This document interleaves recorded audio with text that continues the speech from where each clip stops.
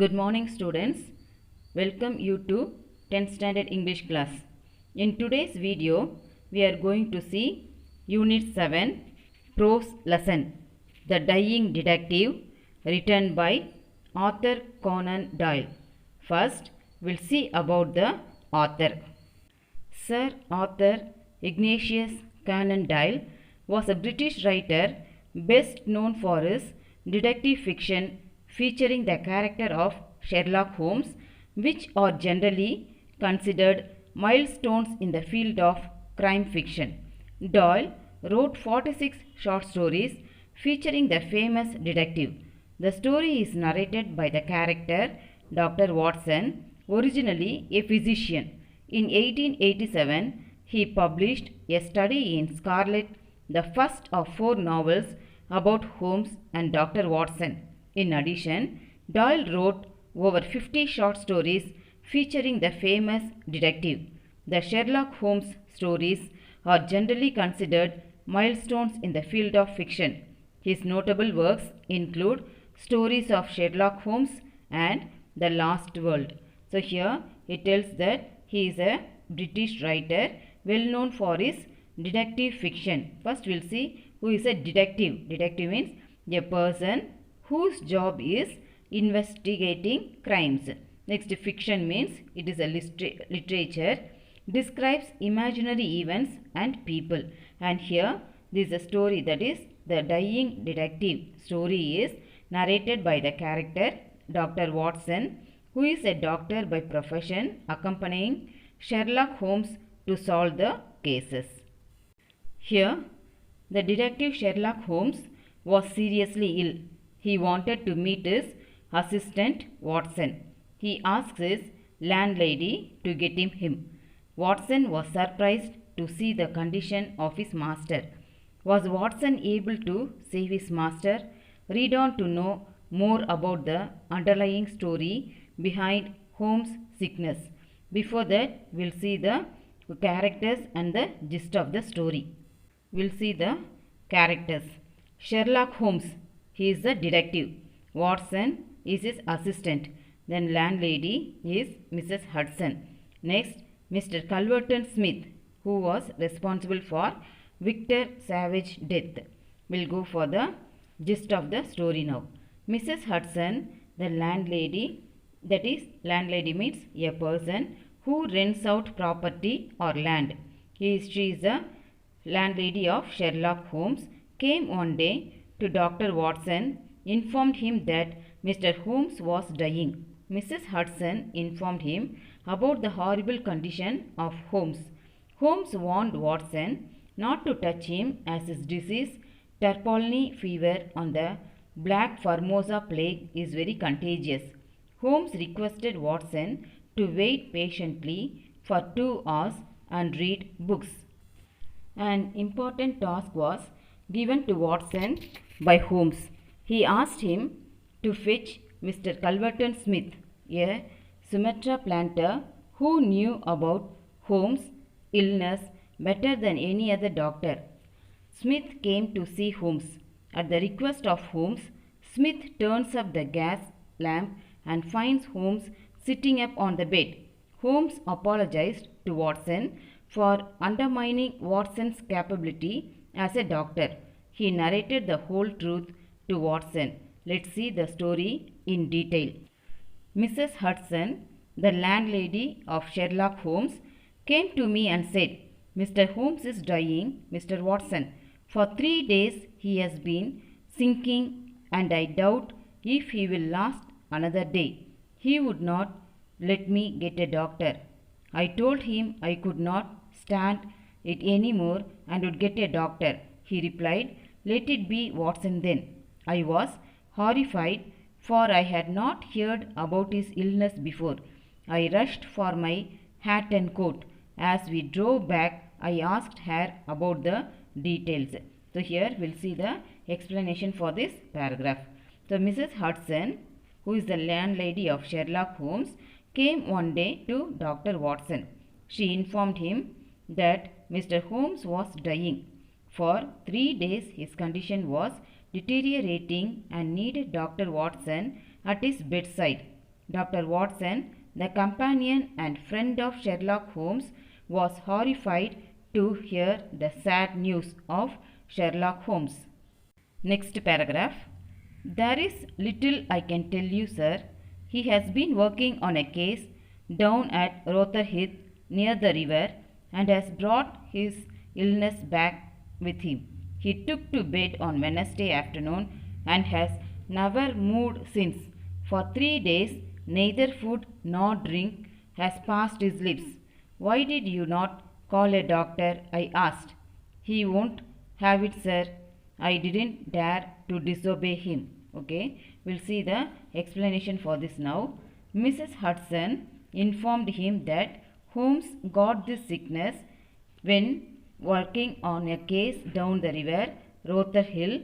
For 3 days he had not eaten anything. The landlady said that Holmes did not want a doctor and she was rather afraid of Holmes to call the doctor without his permission. He was indeed a sad sight. In the dim light of a foggy November day, the sick room was a gloomy spot, but it was.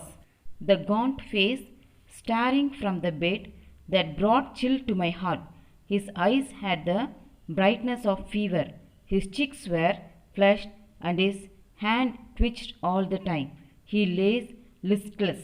We'll see the meaning for the word gaunt. Gaunt means lean, especially because of suffering, hunger or age. And the next word is twitched. Twitched means give short or sudden jerking movement. We'll see the explanation for this now. The pale face looking at Watson from the bed chilled his heart.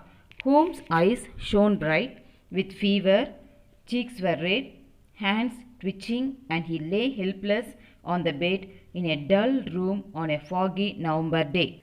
My dear fellow, I cried, approaching him. Stand back, stand right back, he cried. But why? I want to help you, I said. Certainly, Watson, but it is for your own sake. For my sake, I was surprised. I know what is the matter with me. It is the disease from Sumatra. It is deadly and contagious. Watson, that is it, by touch. We'll see the meanings for the hard words now. Here, contagious. Contagious means it is a spreading disease through direct contact. We'll see the explanation for this paragraph now. Here, Holmes instructed Watson not to come near him because the illness was highly infectious. Holmes warned Watson not to touch him as his disease, Turpolny fever or the Black Formosa plague, is very contagious. Good heavens, Holmes, do you think this can stop me? I said, advancing towards him. If you will stand there, I will talk. If you don't, you must leave the room, said my master. I have always given in to Holmes' wishes, but now my feelings as a doctor were aroused. I was at least his master in the sick room. Holmes, I said, you are not yourself whether you like it or not. I will examine your symptoms and treat you. We'll see the explanation for this now. Holmes shouted at Watson not to come closer to him as his disease was a deadly contagious one. He also blackmailed Watson what he would talk to Watson if he stands far away from him. Otherwise, Watson need to leave his house. If I am to have a doctor, said he, let me at least have someone in whom I have confidence. Then you have none in me. In your friendship, certainly. But facts are facts, Watson. You are a general practitioner, not a specialist of this disease. Here, Watson's feelings as a doctor were aroused by Holmes' actions and words. If so, let me bring Sir Japper Meek or Penrose Fisher or any other best man in London. How ignorant you are, Watson, he said with a groan. What do you know about Turpolny fever or the Black Formosa plague? I have never heard of them, I admit. admitted. Here we'll see the meaning. Groan means make a deep, inarticulate sound conveying pain or despair. And the next word is plague. Plague means a contagious bacterial disease characterized by fever. Now we'll see the explanation now. Watson wanted to bring some other doctors like Sir Jasper Meek, Primrose Fisher, Dr. Aintree to check Holmes and cure his disease. Next paragraph. There are many problems of the disease in the East. I have learnt that much during my recent researches, and during this course I caught this illness, he said. I will bring Dr. Aintree then, I said, going towards the door. Never have I had such a shock when the dying man bolted the door and locked it, shouted in an uncontrolled way, and in a moment he was back in his bed. We'll see, bolted means nothing but closing the door. We'll see the explanation now. When Watson suggested to bring some other doctors, Holmes stopped him from doing it. You don't have the key by force from me, Watson. Be here till 6 o'clock. It is 4 now. This is madness, Holmes, I said. Only 2 hours, Watson. Then you can get a doctor of my choice. You can read some books over there. At 6 we will talk again. Unable to settle down to reading, I walked slowly round and round, looking at the pictures. Finally, I came to the mantelpiece, where, among other things, I saw a small black and white ivory box with sliding lid. As I held it in my hand to examine it, I heard a dreadful cry. Put it down at once, Watson, he said. I hate to have my things touched. Sit down, man, and let me have my rest. We'll see the meaning for the word mantelpiece. It is a structure of wood around the fireplace. Now we'll see the explanation now. Holmes requested Watson to wait patiently for 2 hours and read books till then. Unable to settle down, Watson moved around his room and saw a small black and white ivory box with a sliding lid. Holmes is in his room, that is, shouted angrily at Watson not to touch his things. Students, hope you have understood the story up to this. We'll see the remaining part in the next video lesson.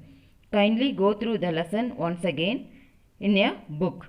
Thank you, students. May God bless you.